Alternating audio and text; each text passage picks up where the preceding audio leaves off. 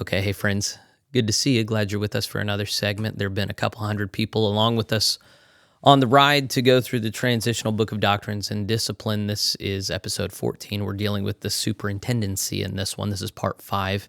Begins on page 63 of the document they updated the transitional book of doctrines and discipline at the end of November. You should be able to find it on the globalmethodist.org website. So, and leading up to this, just setting this up, the superintendency is a word we use for the episcopacy, bishops, and there's a lot of concern around this section. I won't be surprised if more people hop on board with us for this section, because a big part of the lesson that we hopefully learn from the United Methodist Church is that what happens with the bishops matters. If the bishops are not willing to guard the doctrines and discipline of the covenant community that we have, then what are they good for? In fact, in the United Methodist Church, bishops seem to have played a large part in the upending of the purpose of that denomination. It's worth remembering what that denomination still has in writing is fantastic. You know, it's not because of what is in writing that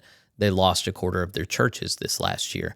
It's because the people in the positions we're going to be talking about did not do their jobs.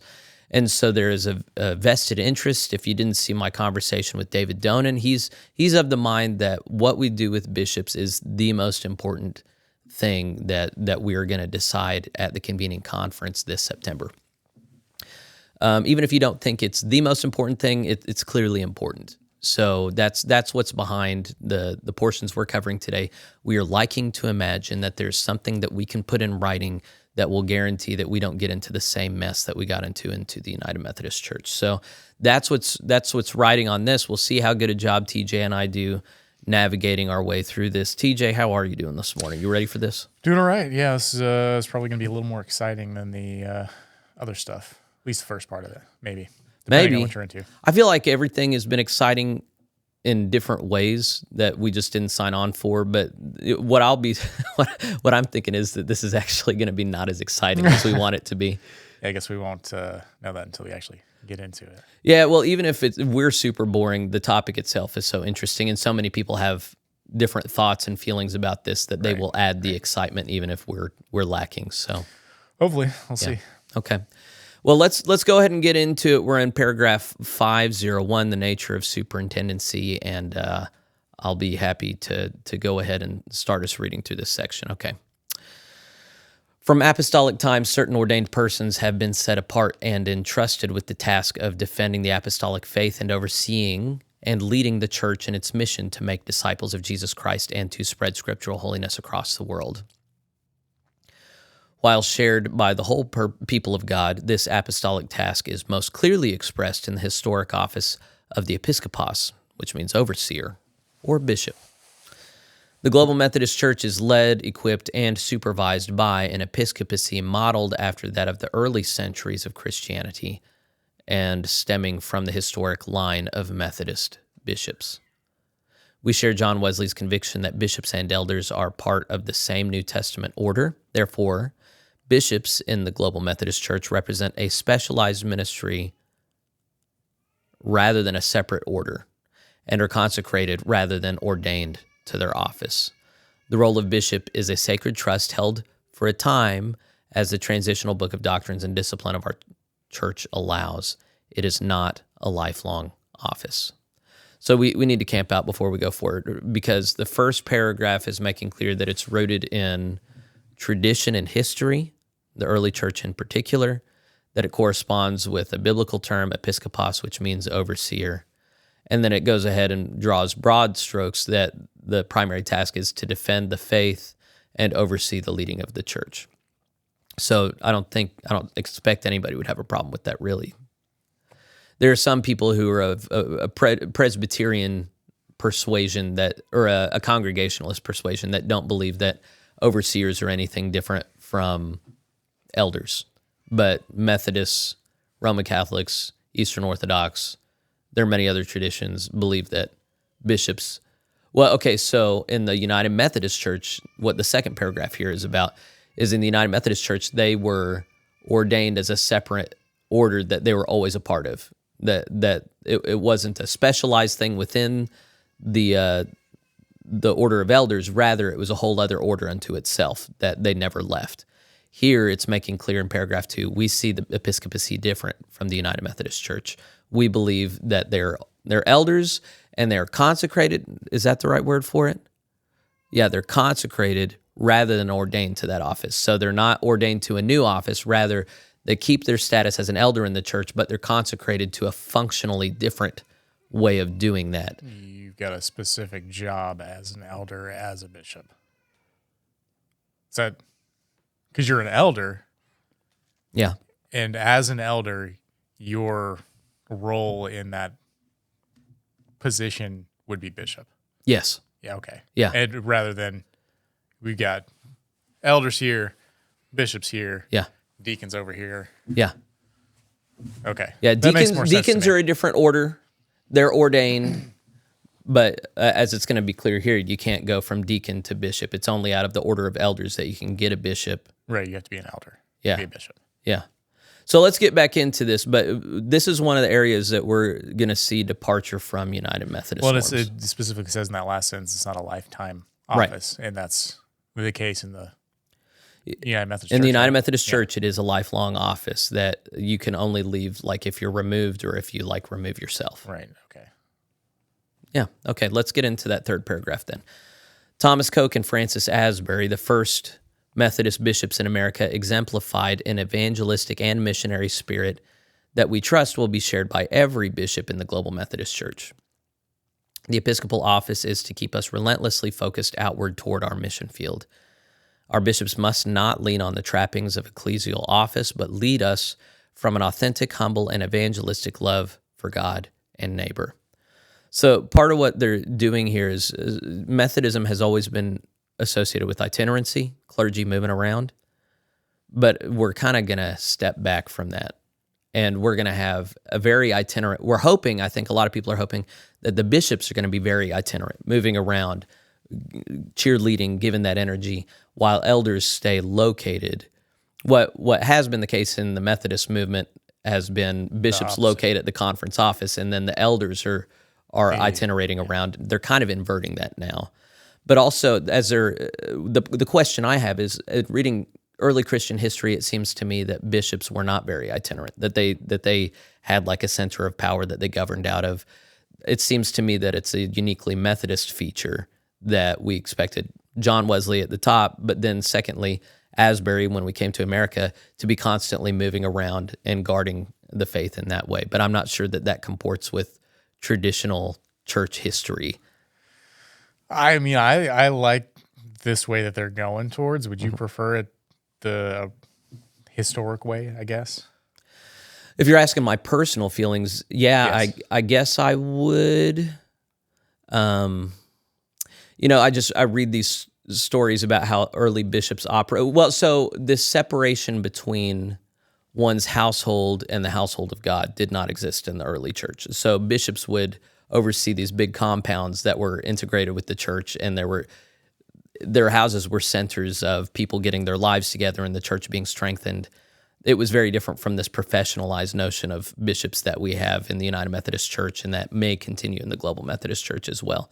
So you can't have a center of power like that if you're moving around all the time. So the question is, how does power work? How should it work in the church? Should it be equally spread out among all these elders, and these bishops are responsible for just building up the elders, or does it emanate from a central place? So Roman Catholic theology is it emanates through Christ directly through his vicar on earth, who then endows his authority to these different other centers of power.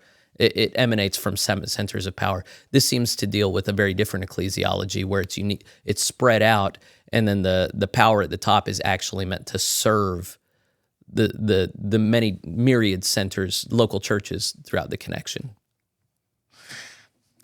I like it this way. Yeah. So,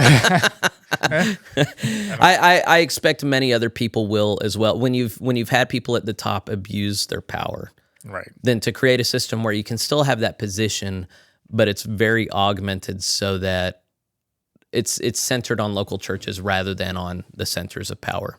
Seems wise and practical in many ways. Yeah, we're coming out of the United Methodist Church. It seems like it's the smart thing to do. Let's look at this last paragraph. The bishop's primary place of servant leadership shall be to an annual conference or conferences of our church. When convened together, the bishops of the GMC comprise a general superintendency that leads our church in spiritual and temporal matters.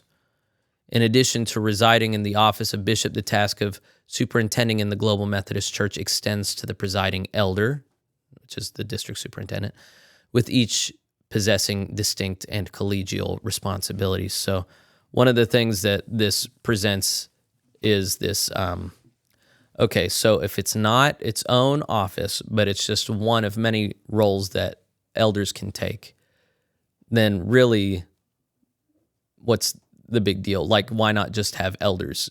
The previous understanding was deacon, elder, and bishop are all distinct roles. Right. The Bible has these things listed separately. We're going to acknowledge them as such. The Global Methodist Church is kind of collapsing elder and bishop, but then there are all these other tertiary. There are presiding elders, presidents pro tempore. There are these executives that are overseeing in other capacities that are not cheerleaders exactly, but information gatherers. Is bishop now just becoming more like a job title and not like co-equal with all these other things that are not? Are you putting them in this framework that is not really biblical, but just putting a biblical name on it? You see what I'm saying? Yeah, kind of. I guess I don't really have as much of a. I don't know if you have a problem with it. I don't have a problem with it. Like, it doesn't bother me. Yeah, there's some people who are so into ecclesiology that they think if you don't have the right order and understanding of how bishops, elders, and deacons all correlate with the laity, then they are not the true church and they're not saving anybody. There are some people who take it that seriously. I don't. I'm sure. Yeah, I don't take it. Yeah, I think that's just weird. I've never felt strongly about it because I think from what I remember, it's not as clear in the Bible, which is why we've got so many different denominations that do it differently. Yeah. So if it was clearer, I would push back more. But yeah, if there were something in the Bible that said, here's the job and duty of a bishop, here's how you have to organize, here's how they relate to elders. We don't have anything like that. Yeah. We just have mention of the office and moral requirements for how they should behave, but that's it. So, yeah. So it doesn't bother me as much. Well, speaking of that, let's look at their role and qualifications. It's paragraph 502. Okay, this is section 1. Yeah, the office of bishop. Go ahead and read that to us. Bishops are elected from among those within the order of elders and set apart for a ministry of visionary servant leadership, general oversight, and supervision in support of the church and its mission. As followers of Jesus Christ, bishops are charged with guarding the faith, order, liturgy, doctrine, and discipline of the church. The basis of such discipleship of leadership lies in a life characterized by personal integrity, spiritual disciplines, and the anointing and empowerment of the Holy Spirit. Bishops shall be persons of genuine faith, upstanding moral character, and possess the gifts of encouragement, a vital and renewing spirit, and possess an engaging vision for the church. Candidates for the episcopacy should also have a strong record of effectiveness in leadership and leading. I'm just out of it this morning. Start over. Candidates for the episcopacy should also have a strong record of effectiveness in leading the church in evangelism, discipleship, and mission, and shall be unwaveringly committed to uphold the doctrine and polity of our church, able to commit to effectively teach and communicate the historic Christian faith from a Wesleyan perspective. And it's got scriptural citations. So, did you look at those scriptural citations? I just pulled them up. I didn't actually look at them. Okay. The first one is John 21, 15 through 17, and that says, when they had finished eating, Jesus said to Simon Peter, "Simon, son of John, why do you love me more than these?" This is the NIV. Simon said to John, "Do you love me more than these?" "Yes, Lord," he said. "You know I love you." Jesus said, "Feed my lambs." And again, Jesus said, Simon, son of John, do you love me? He answered, yes, Lord, you know that I love you. Jesus said, take care of my sheep. The third time he said to him, Simon, son of John, do you love me? Peter was hurt because Jesus asked him the third time, do you love me? He said, Lord, you know all things. You know that I love you. And Jesus said, feed my sheep. All right, read that second scripture reading, and then we'll do The second one is Acts 20:28. It says, keep watch over yourselves and all the flock of which the Holy Spirit has made you overseers. Be shepherds of the church of God, which he bought with his own blood. Okay, so those latter two are instructions for how it is that bishops should comport themselves. So there's a lot of good language here about, and this is where it's explicit. They can't come from the order of deacons; they have to come from elders. So I underlined some parts. They're responsible for guarding the faith, order, liturgy, doctrine, and discipline of the church. I notice some language being kind of absent here, though. Whenever the verb here is guarding, what kind of role does that make you think of? Defending. Yeah. In order to do that well, don't you think you would need some offensive or defensive implements? Sure. What do you have in mind? What does your mind go to? So I notice after this, there is not much language about engaging in conflict, prosecuting offenders, anything having to do with, if it's talking about defending the church, you expect to hear some language that's bellicose, battle-oriented, has the notion that we're doing battle in some sense, and you don't get any of that language. The best offense is the best. What does that say? It's not. Yeah, the best offense is a good defense. So that's the opposite of what I was thinking. It's so you're the saying best defense is a good offense. Yeah. So scripturally, Jesus, whenever he declares, you are Peter, and on this rock I will build my church, the gates of hell will not prevail against it. The notion is that there is a contest going on right now, that we're supposed to contend for the faith. That's language from Jude, and that bishops are the ones leading the charge. They're sitting there, they are the primary ones in that office of defending the faith against the forces of darkness.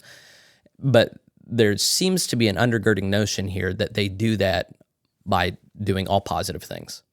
So we're going to go down the line of general responsibilities from here, and you're not going to hear anything about engaging in public argument or discourse, contending for the faith in any sense against the culture or against the forces of wickedness.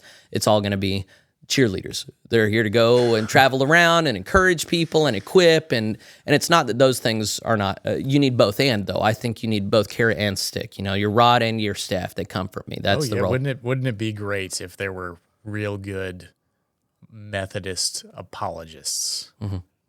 That's not something you really hear. Like, there's tons of Calvinist, Baptist apologists all over the place. Yeah. That's not something you hear about with Methodists. If you don't know the term apologist, it's an ancient term. Apologia is an explanation, not a I'm sorry, but here's what you're not understanding. I'm explaining it to you in terms you can understand. That's what Christian apologetics is. In the Wesleyan vein, the Methodist vein, we haven't had many people that are very good at that, engaging the culture, advancing the worldview that we have. And here it's very clear that they are supposed to effectively teach and communicate the historic Christian faith from a Wesleyan perspective. That's at the end of paragraph 502.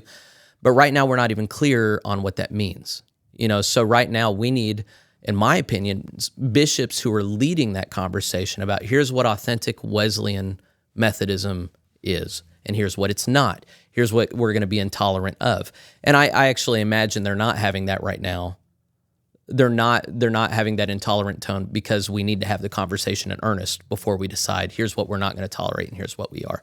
So until we have that conversation, it seems to me that bishops are hamstrung. But I would like to think that once we do have a clear sense of here's what Methodism is, here's what it's not, that we can have bishops that actually govern the church and don't just have a carrot but have a stick.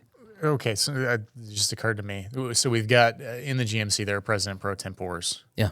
That are somewhat taking the place of where the bishops were. Sort of. And then we're going to have bishops that are separate than that. Or is this just a What I temporary suspect we're thing? going to have.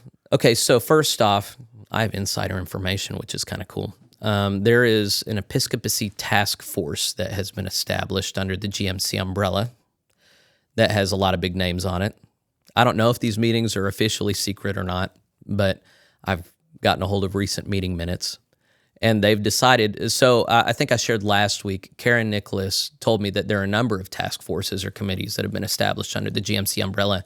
Their primary task is to put forward legislation for adoption at the convening conference later this year. So there is going to be a proposal about how it is that the episcopacy operates, because there have been a lot of different questions about how are they elected? How many conferences do they represent? How do they exercise power? Are we going to keep presidents pro tempore, or do they just replace presidents pro tempore? In the United Methodist Church, the president pro tempore position, as we have it in the GMC, was the bishop.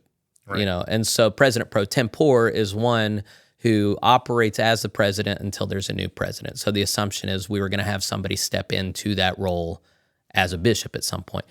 That's not what this task force is recommending. They're recommending that each annual conference continues to have a president pro tempore, and that a bishop oversees 4 or 5 conferences at the same time. Not in the administrative capacity that the president pro tempore will be primarily an administrative role, I think. I think that's what they understand. But the bishops will be primarily equipping, encouraging, connecting, and visioning. We're going to get to this here in a second, but the president pro tempore, they'll collaborate together, they'll operate together, but there will be 2 separate jobs. So theirs is more just administrative than anything. The president pro tempore. Yeah. That's what they have been. I mean, some of them know. Some are positioning themselves to become bishops, but there are others that are purely administrative, and they don't imagine themselves to be bishops. I think that's our president pro tempore. I think that's how Jordan McFall sees himself. He knows he's gifted at administration. He wants to encourage, but I don't think he imagines himself as a traveling superintendent on down the line. Yeah, I guess I would be curious as to what powers they would have. Is who's in charge? Is the bishop in charge over the president pro tempore, or are they kind of on the same level? Or yeah, let's read the general responsibilities in paragraph 503 and see if we can't infer some safe things. Okay. So, as general superintendents of the church, bishops are entrusted with the following responsibilities. 1, lead and oversee the spiritual and temporal affairs of the GMC, which confesses Jesus Christ as Lord and Savior, and particularly to lead the church in its mission of witness and service in the world. 2, guard, transmit, teach, and proclaim corporately and individually the apostolic faith as it is expressed in the Scripture and tradition from a Wesleyan perspective.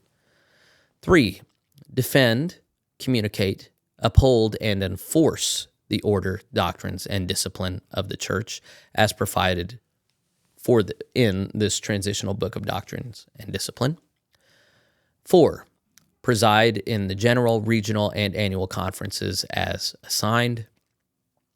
5, consecrate bishops, ordain elders and deacons, and commission missionaries, entering the names of those individuals into the appropriate records and furnishing proper credentials to each. As these services are acts of the whole church, text and rubrics shall be used in the form approved by the General Conference.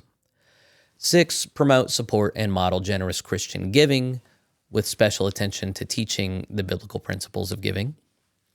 7, liaison and leadership in the quest for Christian unity in ministry and mission and in the search for strengthened relationships with other living faith communities. 8, promote and support the evangelistic witness of the whole church.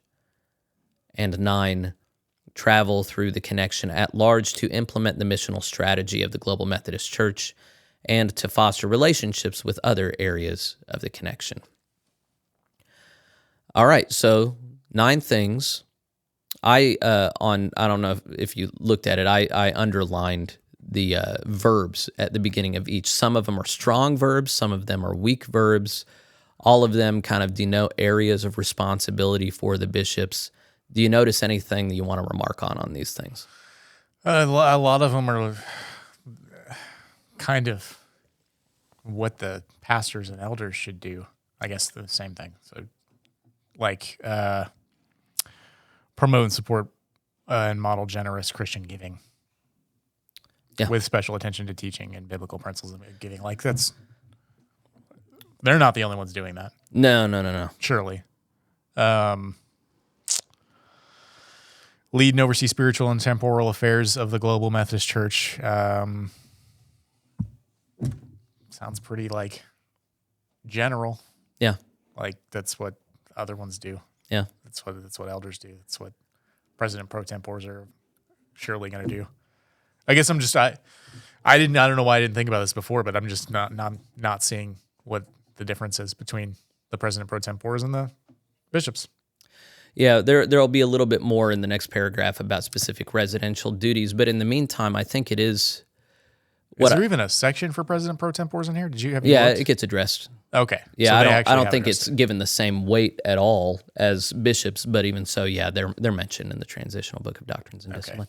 The thing that I feel, I would like it if this section was advance the cause of the denomination as determined by the General Conference, punish anybody who doesn't get on board. Oh, punish, travel around to do it. Word.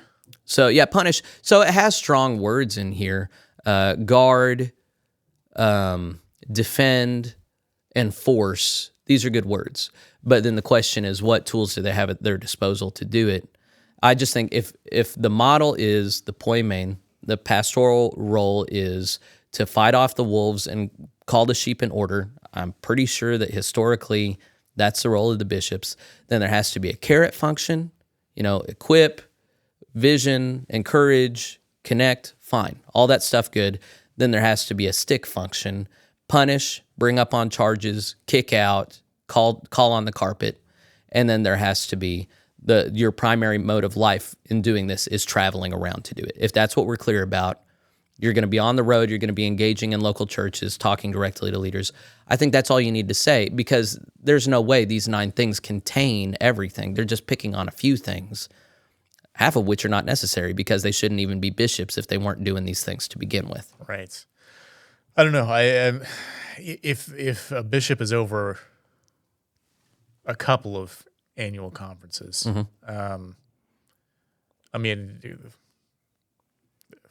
that could get overwhelming real quick, I would think. I don't feel like you can effectively know a lot of the people if you've got a bunch of annual conferences. That's one of the things that I didn't really like about the Oklahoma annual conferences. Jimmy Nunn was over 3 annual conferences, and I thought it was just like, you can't give them enough attention as a bishop to effectively govern that many annual conferences. They just seem dumb to me. So there's a book that has very much impacted me. I have it in my office. I'll gladly lend it to you if you ever decide you want to read it. And I highly recommend it to anybody who watches this, but it's called American Saint. It's a biography of Francis Asbury, isn't it? Yeah. Okay. It's written by this guy, John Wigger. It's by far the most engaging book on Methodism I've ever read. But Francis Asbury was able to travel the whole eastern seaboard up and down every year and effectively administer that entire area with hundreds of churches. It was his way of life, though. I mean, that's the thing that they're picking on here is we need to reclaim the order of administration that was set forth by John Wesley and Francis Asbury. You can do it. So if you're trying to rule from a center of power like a United Methodist bishop, you can't do that. But if you're constantly on the road visiting all your churches, checking up on all of them, Francis Asbury, fun anecdote. A lot of churches have always been cheap. And you can say, hey, you need to have a parsonage fully furnished for pastors, but a lot of churches just wouldn't do it. But Francis Asbury was well respected and well known. He was more recognizable than any American president during his day. He was the single most popular person in America at that time. So he was widely known, respected, beloved. He would show up in a town where the Methodist Church either didn't have a parsonage or they had a parsonage but it wasn't furnished. And he would just show up and not tell them. And they would say, Francis Asbury, what are you doing here? And he'd be like, I'm here to stay in the parsonage tonight. And they'd be like, guys, we have to get this in order. We can't have Francis Asbury staying out on the street. We can't have him staying in an unfurnished parsonage. So he used his authority as bishop for the benefit of local churches and their pastors. And he got them in line with carrot and stick. And that seems to me to be the model of ministry that they're trying to build toward here. I guess, but Francis Asbury surely could just like kick people out. You didn't have to have the annual conference vote on it too, and all of this extra stuff. Like, You're picking on the Achilles heel. Yeah. When Bishop Scott Jones came in and sat down with us, if you haven't seen that interview, you really need to. He talked about how he had the energy for going through the whole process of calling someone up on charges and getting all the people required together to have a trial. And I just said, just fire me. We need our bishops to be spending time on other things. And I think this is a real Achilles heel of the program if we have this whole checks and balances measures and you have to go through this whole process anytime there's a problem. I'm much more authoritarian. I want to just give them authority to kick somebody out. And if they shouldn't have got kicked out, I mean, that stinks. But, people are going to get harmed either way. I'd rather save a lot of time and money rather than... going through an expensive trial. That seems unnecessary. I don't know. I guess I can see both sides of it. Like, you don't want some power-hungry bishop like in the UMC is just going to kick people out left and right because they didn't fall in line with what they perceived as their correct theological stance on homosexuality or whatever. See, I do want them to all hold the same theological perspective, and anyone who's preaching something outside of that, they say, you belong somewhere else, get out. And if it's a power hungry thing or an ego thing, then yeah, I just want us to be able to scrutinize bishops and then remove them if it's about them and their ego. But if it's about the mission and the ministry and identity of Methodism, then I want bishops that have no scruples about just saying, hey, you're just not with the program, get out. We're on a mission here, you're not helping, get out. And if that means that I get kicked out, I'm okay with that. I would like to think I won't get kicked out. I think I'm pretty Methodist. But if it's between that and having to tolerate all these people who are not really on board, but you make the best of it and you try to kind of facilitate them coming on board, that just sounds miserable. It's like herding cats, man. Nobody wants to herd cats. And if somebody does want to herd cats, I think that's weird, and I don't want those people in charge. Yeah, I guess. I don't we know. need to cover more territory. I think it's your turn to read. Do you want me to? 504. Okay, go ahead. Let's see. Specific residential duties. Within the life of the annual conference to which they are assigned, bishops are entrusted with the following responsibilities. Number 1, work with annual conference leaders to set vision and build a clear and articulated, missional strategy for the conference. The strategy should include action plans and benchmarks aimed at advancing the kingdom of Christ through initiatives related to establishing new faith communities, growing vital congregations, making mature disciples of Jesus Christ, and serving in ministries of justice and mercy. Number 2, encourage, inspire, and motivate the clergy, laity, and churches of the annual conference to embrace and implement the vision and missional strategy of the annual conference, as well as the vision and mission of the Global Methodist Church. And number 3, strengthen the local churches, giving spiritual leadership to both laity and clergy, and to build relationships with people of local congregations of the episcopal area. 4, provide general oversight for the fiscal and program operations of the annual conference or conferences. This oversight may include special inquiry into the work of annual conference committees and agencies to ensure that the provisions of the Transitional Book of Doctrine and Disciplines and annual conferences and general church policies and procedures are followed. 5, ensure fair process for clergy and laity in all involuntary, administrative, and judicial proceedings through monitoring the performance of annual conferences officials, boards, and committees charged with implementing such procedures. See Part 9. 6, form the districts after consultation with the presiding elders and after a vote of the annual conference has determined the number of districts. 7, appoint the presiding elders to convene together and supervise the presiding elders and conference officials, which shall constitute the cabinet of the annual conference. That's paragraph 507.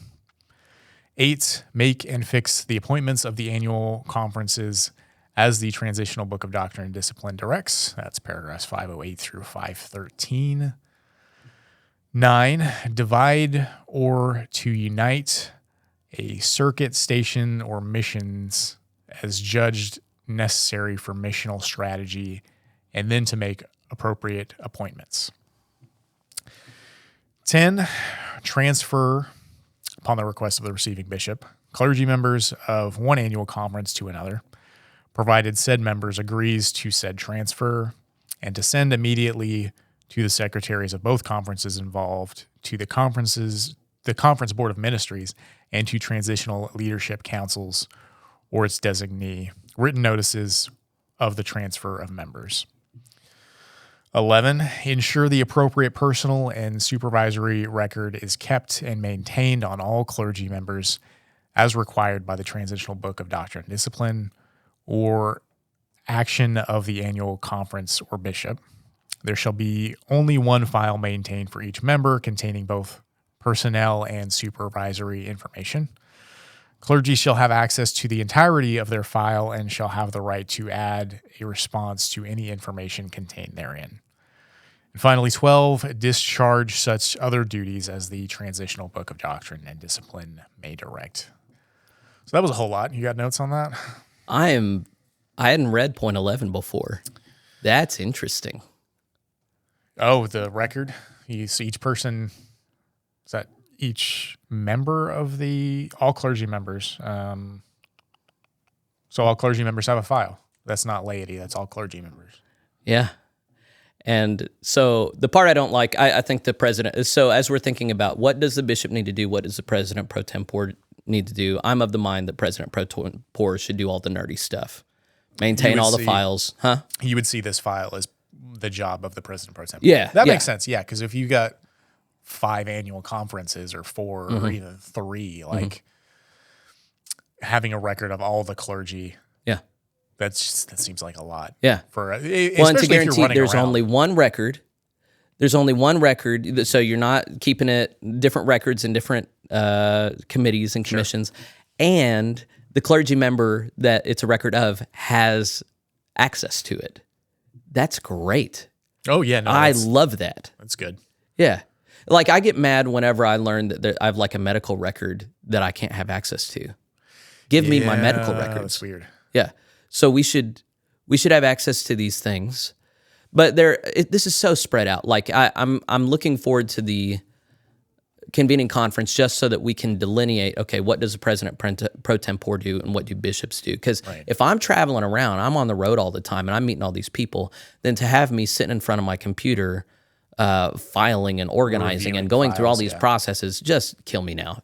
I don't think that's feasible. I don't even think that's possible. Yeah, if the idea, I mean, Francis Asbury surely didn't have to sit down and look at files. Actually, he did. He did, and so what he had. I mean, I don't think he had a separate file on every clergy, but he kept these big notebooks where he evaluated clergy performance all the time, and he wrote down flatly what he thought of every single clergy member, and you can read that today. Where he had some great things to say about some, and others he was like, no. And then he would do the same thing for churches, and he was responsible for deciding who would serve where. He was a singularly amazing administrator and interpersonal person, but he had no wife and kids. That was the thing that suffered. Same with John Wesley. I think what we're going to imagine for this is that we are going to make room for family. But yeah, I mean, if they're moving around all the time, I mean, this is not make a life here for 1 year and then move. This is travel one place this week, another place this week, be going places in between. If we're doing that, then it seems to me that we really shouldn't even be considering. I mean, I guess you can consider young celibate people for that, maybe, but we're going to want older retired people. Yeah, surely they're going to have older people in the role of bishop, not like some right out of seminary young single man or woman. Right. Running all over the place because, that doesn't sound... Yeah, either with no kids and a wife that's up for traveling, or adult kids, and this is not going to fit all lifestyles if they're going to do it well. The whole part of the reason they wanted to stop the pastors doing that is, not only because the church wants to keep their pastor generally. It's kind of hard on pastors to move around every couple of years, I would think. So, yeah, keep them in the place. But if they're going to say, okay, well, we're going to, let the pastors stay, but the bishops, we need you to start moving around now. Take your family, uproot them. Yeah. Every week. Yeah. Like, I don't know. I don't see it being a long-term. Yeah, if they had a family, that's just not going to happen. Yeah. If they have a wife, like Bishop Scott Jones' wife, Mary Lou Reese, she's game. Yeah. She'll travel. She'll be on the road. She's a fantastic helpmate. Yeah. But not all. Well, their kids are all grown up now. They've got grandkids, but and even then, I don't think there's points where they're not traveling all over the place. Yeah, right. Yeah. And I don't imagine. I mean, they might continue to do that for a while, but yeah, one of the things this episcopacy task force came up with said Jones and the other bishop, Mark Webb, are going to have to go through the same election process as all the other bishops come the convening conference. So that's good. Yeah. You don't automatically just get in because you've been doing this. I'm fine. Looking at this document, some of the other things it talked about, very first one is working with conference leaders to set a vision and build a clear and articulated missional strategy for the conference, and it should include both action plans and benchmarks. And this is something that I also spoke with Bishop Jones about whenever he was in the studio here with me. I'm of the mind that you can't really decide where the Holy Spirit is going to add growth and where you're not, and so to come up with these benchmarks, I think, can do more harm than good. What do you think? Yeah, I'm not a fan of that generally. Like if you've got like loose, like here's a goal we should aspire to, sure. But if it's like, okay, you've got 6 months, you need this many people in the church or in the conference. Like we need membership up to that. Like at some point you're lowering the standards. Yeah, exactly. And that's not good. Yeah, this is what we've talked about a lot. There's growth numerically, and then there's growth in quality. And growth in quality is, I actually would be willing to have a public conversation about, let's have a yearly test that all Methodist laity have to take just to assess their quality of discipleship. So like the elders have, okay, you've got to be reevaluated every year.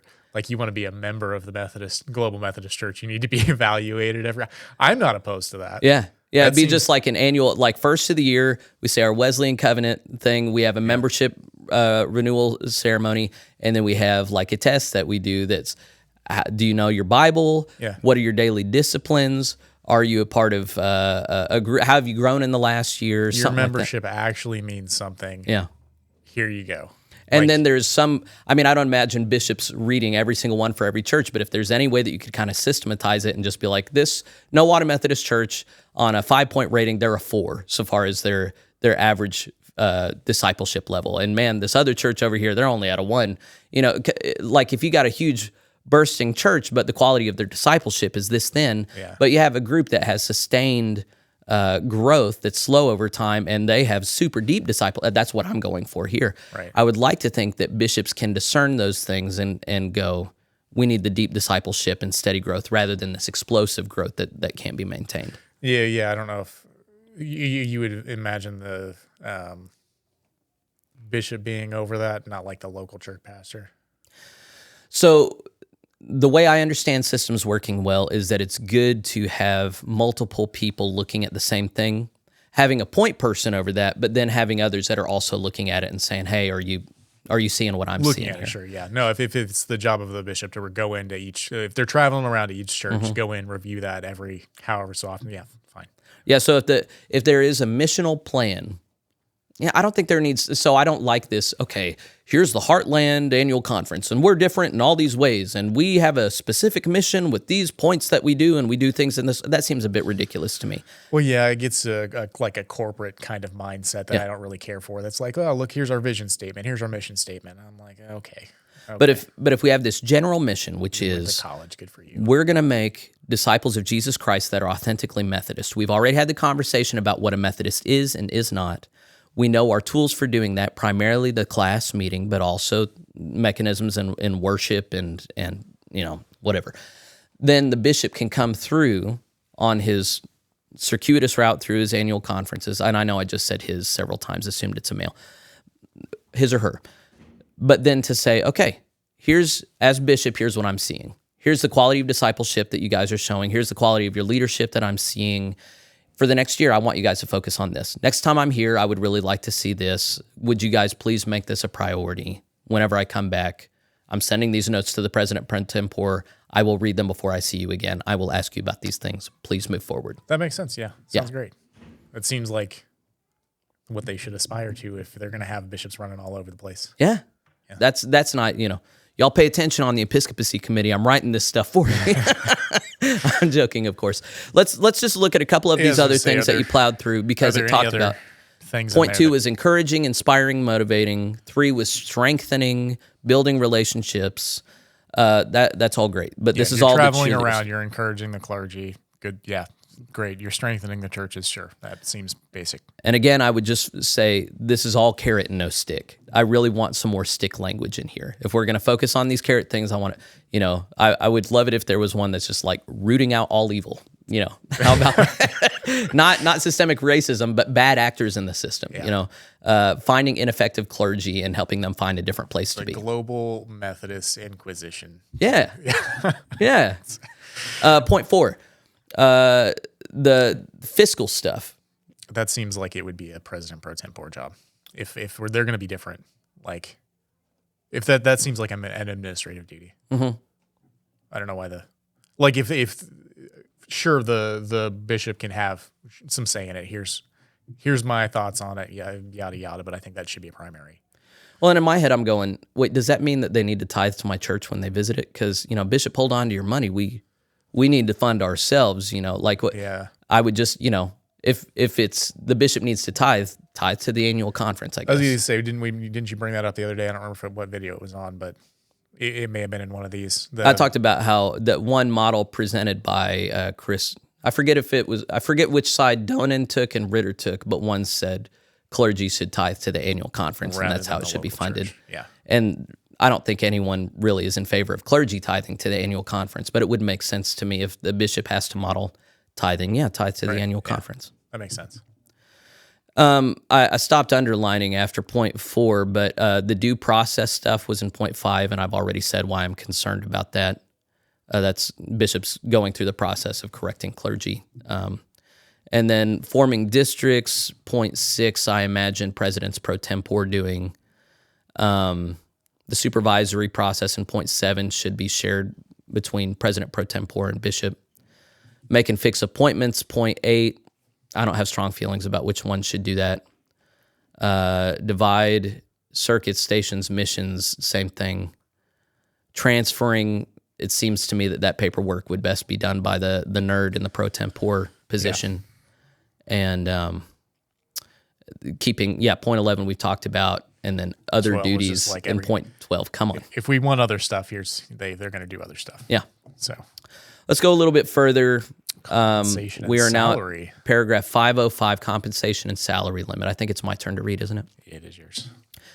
Point 1, the responsibility for providing appropriate compensation, health insurance, pension contributions, and travel and office expenses for bishops serving within the U.S. shall lie with the annual conferences to which he or she has been assigned. Bishops will be considered as employees of their respective annual conferences. The Transitional Leadership Council will establish compensation amounts adjusted for regional differences in the cost of living and the average salary of pastors in the episcopal area. Anything to say about that? No. So I say that and I'm going to say something. It's the annual conference's job to determine what the bishop's salary is, essentially. What you read. That's what it sounds like to me. I don't know why it makes the distinction between those within the U.S. and those outside of the U.S. Maybe it'll give more details here in a little bit, but let's go a little bit further and see if we can conclude anything. Point 2, the responsibility for providing appropriate compensation, health insurance, pension contributions, and travel and office expenses for bishops serving in an episcopal area outside of the U.S. shall be borne by the general church through partnerships with U.S. annual conferences. Though such bishops shall be considered employees of some entity within their episcopal area. The Transitional Leadership Council will establish compensation amounts adjusted for regional differences in the cost of living, the average salary of pastors in the episcopal area, and the currency exchange rate. Okay, so I said earlier that the annual conference determines the compensation amount? It says the Transitional Leadership Council will establish. Yeah, it says that in point 1 and point 2, doesn't it? So the Transitional Leadership Council will figure out what the bishop should be paid. In the U.S., the annual conferences will take care of that bishop. Outside the U.S., the general church will pay for the bishops, which is weird to me. I don't know if I like that. Because So point 1 dealt with U.S. bishops. Yes. So, okay, that's interesting. So say why you don't like that. I just think it creates this weird dependency on the general church. Like, where's the responsibility of the annual conference outside the U.S.? Like, they're an employee of that annual conference, but the annual conference doesn't pay their salary? What's the point in that? I'm sure they've got some kind of reason for that, but the only thing I can think of is, well, it might be a poorer region, so they might not make enough to oversee that region. And in which case, I mean, that kind of sucks. Sure, yeah.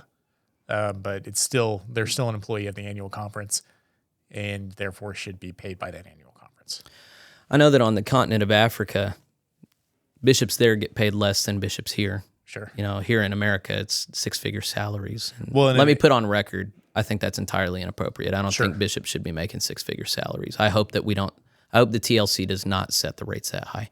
But the significantly lower payment of African bishops is still significantly higher there relative to the general population, so that some of the bishops were able to actually live effectively as kings. And some of them actually live in the U.S. and only go there and have these compounds there.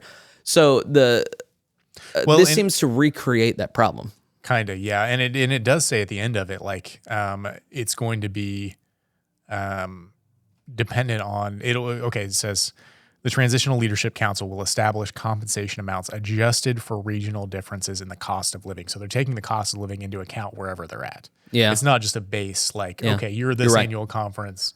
You're in the U.S., so automatically every bishop's pay is set to this. It's going to depend on where you're living, cost of living. Yeah. And the average salary of pastors in the episcopal area. So they're already taking into account those two things. Does it say the average income of pastors in their area? Yeah, for the first part, and for the outside the U.S. See, that was an idea I thought I had on my own, but I'm glad that I'm not the origin of such an idea. But yeah, I think that the way that we should calculate the pay of bishops is that they just make the average of whatever all the clergy in their region make. Yeah, that makes sense. So I don't know why that would be different. Why they would make that a difference outside the U.S. other than. Yeah, either put it all into a common pot that all the bishops get paid out of, or make it the responsibility of the annual conferences that they govern over. But why have one system for the U.S. context and another system for the non-U.S. context? That's odd. Because then you've got to establish another fund at the general church level that's being paid into, that's taking out of the annual conferences budget. So, like, not only are you paying for your bishop, you're paying for somebody else's bishop, but you don't have any say over that bishop. And that's just, other than maybe at the general conference level. And that's just weird to me. I don't like that. Well, we'll see how much say we have over foreign bishops as this section goes on. Another question that is volunteered by this is, it seems that the TLC is going to continue to go forward as a huge power broker in the GMC. And the question I would have is, how responsive is the TLC going to be to the grassroots GMC or the general conference? It is clear that there has to be some kind of governing body between sessions of general conference. But the concern I and everybody coming out of the UMC has is, how can we keep that from becoming a swamp that is no longer responsible to the general conference? So, yeah. And I haven't read the portions of this dealing with the TLC, but as we look at the role that the TLC has in the finances around bishops, it's, I think, right to see, this has great capacity for trouble. Yeah. Hopefully they iron all of this stuff out, and absolutely, we're not even discussing this later on. Right on. Let's look at point 3 in paragraph 505. Each episcopal area within the U.S. shall partner with one or more episcopal areas elsewhere in the world to provide the necessary funds for the episcopal office within those areas. Such funds will be raised in the U.S. and pass through the general church designated for that episcopal area. The Transitional Leadership Council shall arrange such partnerships based on the financial resources any given U.S. conference can reasonably provide. Where partnerships do not provide adequate resources to cover the episcopal office costs, general church connectional funding may be used to fund episcopal costs as needed. And then point 4, cost for go ahead. It's just a 2-sentence thing. Cost for episcopal travel outside the episcopal area on behalf of the general church, council of bishops meetings, shall be paid out of general church funds, not conference partnership funds. Okay, what were you going to say? I was just going to ask, like, what would be the difference between an episcopal area and an annual conference? Are they the same thing? Or are they different? So within the United Methodist Church, they often corresponded, but not always. And so this indicates to me that they're going to replicate that system. And I never fully understood how they set one versus the other. It seems to me like it would be a lot easier to have a one-to-one correspondence. But now, well, it seems to me that if the episcopacy task force gets its way, there's going to be one episcopal area that covers 4 or 5 annual conferences. And so that would correspond with multiple annual conferences, which would be fine. But that's not how it always works in the UMC. That just seems like unnecessary complication. And I guess I don't understand the reasoning for that. Like, why would you have multiple episcopal areas in one annual conference? If the annual conference... No. Other way around. There's multiple annual conferences in each episcopal area. And then there's somebody over those episcopal areas? There is a bishop? One bishop would be responsible for one episcopal area that is comprised of many annual conferences. But then you would want that to stay the same quadrennium to quadrennium. If 2 episcopal areas are switching Kentucky back and forth each year, then that would just be an administrative nightmare. You want to have a known quantity that you're bringing a bishop into. I don't know, it just seems like it's unnecessarily complicated. I guess I'm sure there's a reasoning for it that I just don't understand, but it just seems unnecessary. And then again, it was there's something based on the pay. Each episcopal area within the United States shall partner with one or more episcopal areas elsewhere in the world to provide the necessary funding for the episcopal office in those areas. Yeah. So the idea is we've got an episcopal area in the U.S., we've got one outside the U.S., but the one outside the U.S. is not paying for themselves. The U.S. is paying for them. Yeah. Which, what was the issue so in Africa? I think the expectation is they're paying for themselves in some measure, and then we're supplementing what's lacking. For people who didn't see my conversation with Daniel Topolsky, he's the president pro tempore in Bulgaria right now, and he feels very strongly about Bulgaria pulling its own weight. And so there is a short-term plan for partnering with the Mid-Texas Annual Conference to get on top of things fiscally that ends in them being financially independent in the end. Sure, yeah. If it's a temporary thing where we're like getting them established, getting them on their feet, fine. I have no problem with temporary. It's just a continual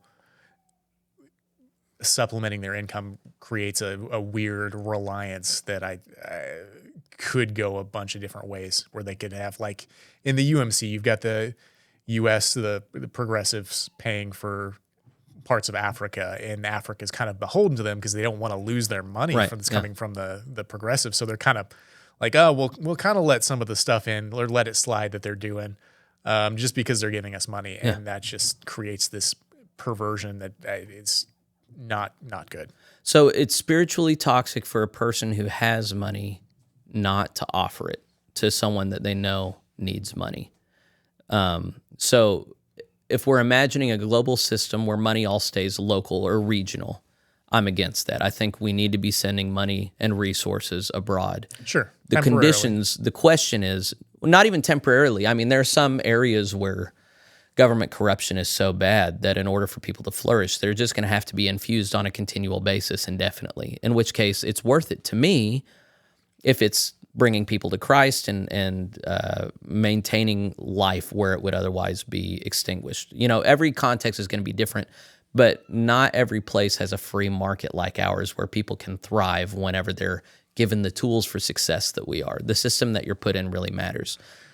Sure, yeah. I guess if the idea is they need to be thriving financially and monetarily, I don't think that's a. I don't think the theology is that. I think what anyone who, it would be really problematic if you had, here's the Americans and they're the rich part of the church, and then here's the Ethiopians over here and they're just the poor part of the church, and we love each other and we respect each other, but there's no sharing in any substantial way. I think when you understand all of us are made in God's image, all of us are members of a covenant community to which we're held accountable, then there is an equal balance that eventually takes place where we need to be less privileged. They need to be more privileged. We don't need some government from above saying, we're going to take from you and redistribute it here. We need to, of our own free will, say, hey, I know you guys. I love you guys. I care about you. I, out of my abundance, want to give to you that you might flourish like me. Sure, fine, yeah. So the question is, do we do that on a conference-to-conference level, as this talks about? I'm not really in favor of that. I think there are middlemen that can get in the way and really corrupt those things. What I would like to think, and I don't like the U.S. non-U.S. thing. What I would like to think is that we will establish partnerships between two annual conferences that then will connect individual local churches to each other, where people in every local church has a relationship with another local church in another part of the world, and individuals in both churches are getting to know one another and care about one another. Sure, yeah. That makes sense. And then there's not this, everybody needs to give this percentage, and there's just, we know each other, we love each other, we care about each other. There's an increasing caring for each other across the globe. Sure, yeah. So what you're saying is what you're suggesting is a voluntary thing, and this seems like it's you have to do this kind of thing. So the giving part is voluntary. There are things that I think should be compulsory in the GMC. Being a part of a class meeting, I think, should be compulsory, increasingly. Maybe not year one, but I think we should in that direction. And then local churches having a partnership with another local church in a missional area that we've designated. I would really like it if the Heartland Annual Conference just made clear your church should have a partnership within Kenya, Ethiopia. Yeah. Right now, I like that. Yeah. I mean, that's more of a personal thing, and it's not like, okay, you're just paying for all this stuff over there. Have no say in it. Like, it's not write us a check, we'll disseminate it as we see fit. It's build relationships, and you will see where it is that you want to come alongside them and partner with them. Right. No, I like that. Like, as an annual conference, like, okay, here you're a church over here. Pick a church somewhere else, and that's going to be your sister church. Yeah. Partner with them. Get to know these people. They need finances for whatever reason, and you've got finances. Yeah. Well, and they're going to have things. So the conversation I had with Simon Mafunda of where does he live? I cannot recall off the top of my head where he lives, but he's in Africa. He says, we have gifts to offer the church there y'all don't even know about. They're not monetary, but he talked about some of them. I never thought of this. Yes, they have things to offer as well. But secondly, the other thing I've done that I want to promote is just last week I published in a conversation I had with Jim Ramsey of the missionary agency TMS Global, where this is the form of missionary work that they really focus on, is not we white Westerners do for you what you can do for yourself. It's we Christians partner with other Christians around the world and make new Christians around the world in ways that are respectful of what's there, but also brings to common identity in Christ. So I was really impressed with that. I hope y'all watch that if you haven't already. But I hope that we tweak this model of missionary engagement around the world, and I hope we can come up with a structure that just the U.S. is treated exactly the same as everywhere else. I just think it's really problematic long term if we're like, well, we're the richest, so we need special attention. We either need special burdens or we need special benefits, one or the other. I would rather say we're a global church. All Christians are worth the same regardless of where they are. And here's the systems that we're going to create to share in the blessings and burdens of ministry equally across the world. Do you like it? I'm fine with that, yeah. Okay. I guess my pushback was, okay, here's how much the bishops should be making, and we're going to take it from somewhere else because that annual conference just doesn't happen to make that much. And I guess, so I have no issue with missional giving. That's fine. Mm-hmm. Great. Partner with another annual conference, but like just setting up a mandatory, you've got to pay for all of this, and As don't know, long it's as, not like so that. I don't think we're going to get it figured out perfectly on the front end. I think we are going to continue to move money around in ways that people don't like. As long as we do it transparently, I'm happy. Yeah. So if we calculate the salary in ways I don't like, fine. But as long as we see the calculation, how it gets spent, I want all of this stuff just publicly available to everybody so that at each general conference we can tweak it to make more sense of it. It does seem overly convoluted at this point to me. Maybe I misunderstood how it is that the salary will be calculated. But if we could just have a flat here, figure out the average salary of all of your clergy at the front end of the year, and then that's the bishop's salary right there conference. for the annual or for the episcopal area. If we're doing that. Either way, then that makes sense to me. Easy peasy. You figure it out around the world because cost of living is different. And then, fine, we can have grassroots subsidizing of poorer areas from richer areas, but that's based on relationship building on the front end, not administrative relationship. So we talked about some good deep things here that I hope there's somebody on the episcopacy task force that watches this and finds it worthy. If you didn't, I'm sorry. Next week, we're going to pick up on section 2, page 65, paragraph 506. It's going to deal with presiding elders. And so we'll get clear about that. And then I forget where presidents pro tempore are treated, but we'll run into them somewhere. So any other closing thoughts you think we should say before we cut off the recording for today? No, I don't really think so. I mean, other than like if you see something that's weird or we were wrong about something, make a comment, and then I'll let you give the spiel about No, people have been people have been really supportive and respectful in all this. I did get an accusation of ageism last week after my remarks on old. Well, to be fair, it's the fact that you only got one, I was kind of surprised about.